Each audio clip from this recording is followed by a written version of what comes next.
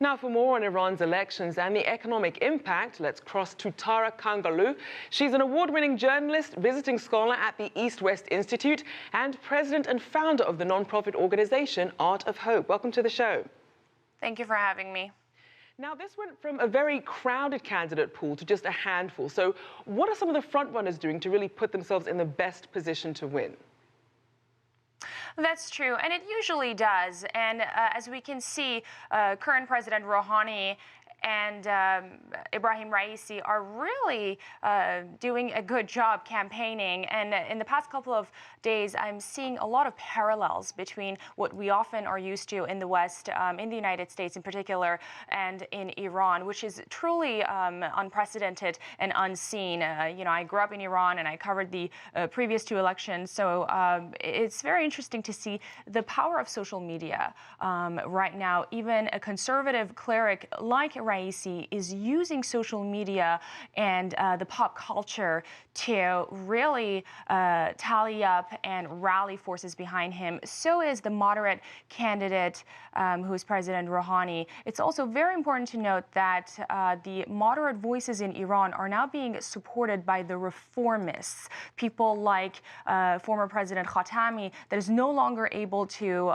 make appearances in public and on television. But these folks on social media are supporting their moderate candidates. So people are loud, people are being heard. A lot of celebrities are backing the reformist strand, but also you see some very bright faces backing Raisi. So people are out, people want to be heard, and that's one of the most interesting things that we as the outside audience get to see every 4 years in Iran.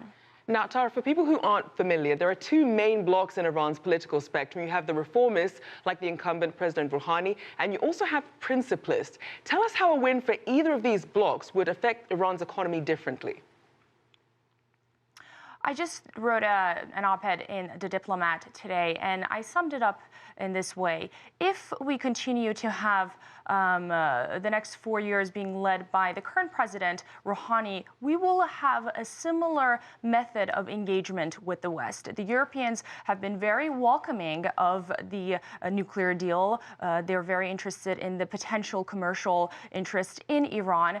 And the president is running on that promise that we're also going to work on removing the non-nuclear sanctions. Again, remember, Iran is not just sanctioned because of its nuclear program, but also because of the non-nuclear program. Then you have the other party, the conservatives, that are not interested in Iran opening up. So the other side would continue pulling Iran back to what we saw during the Ahmadinejad era, which is an era of isolation, an era where Iran is not engaging with the countries in the West in particular, and is really not having a positive, productive, and engaging image on the international community. And that's what a Raisi presidency will most likely look like. Another key point to notice is that he's recruiting and tapping into former President Ahmadinejad's cadre and administration to shape up what may be his future cabinet. Now, certainly a number of hot-button issues. You mentioned the nuclear deal. You also have unemployment, which is a key issue for younger voters. What would you say could really be the tipping point when it comes to what makes or breaks this election for voters? A few points here. First, Iran has a very young population. 50% of the country is under the age of 30. Now, the economy is a huge challenge, but President Rouhani keeps pointing out that he inherited an economy from the 8 years of the sanctioned Ahmadinejad era, where there was no growth, and in the past 3 years he raised it to almost 26% growth. So he argues that he needs more time to do so, whereas the contender Ibrahim Raisi really is tapping into the rural areas, the areas that are not as educated as the urban areas, and these are usually the supporters of folks like Ahmadinejad and the hardliner conservative strands that gauge in these conversations and really find the subsidiary promises that these candidates give as a strong, engaging talking point. So the argument right now, if you look closely between Rouhani and Raisi, is that you can't give free money to people. That's what Rouhani is saying, and Raisi is saying, oh, you haven't done enough. So the demographic that votes for these two people are very different than one another. And Tara, just looking ahead, what needs to happen, do you think, to get the economy back on track? And what could the potential implications be for the region? I spoke to a lot of young Iranians in the last couple of weeks, and a lot of them are startup business owners and interested in doing commercial work and delving into business opportunities with Europe in particular.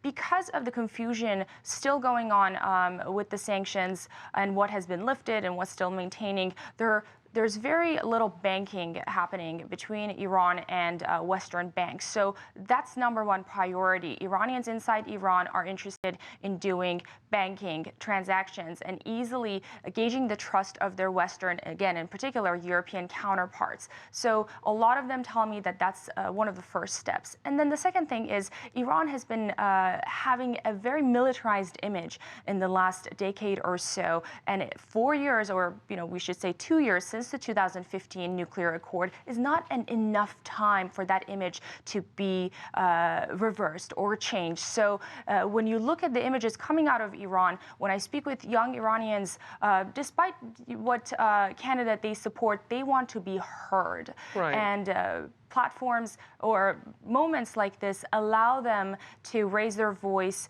and those who support the moderate narratives say that they want to engage with the rest of the world, which ultimately will help the economic growth. Well, platforms certainly don't get much bigger than this. Thank you so much, Tara Kangarloo, visiting scholar at the East-West Institute and president and founder of Art of Hope.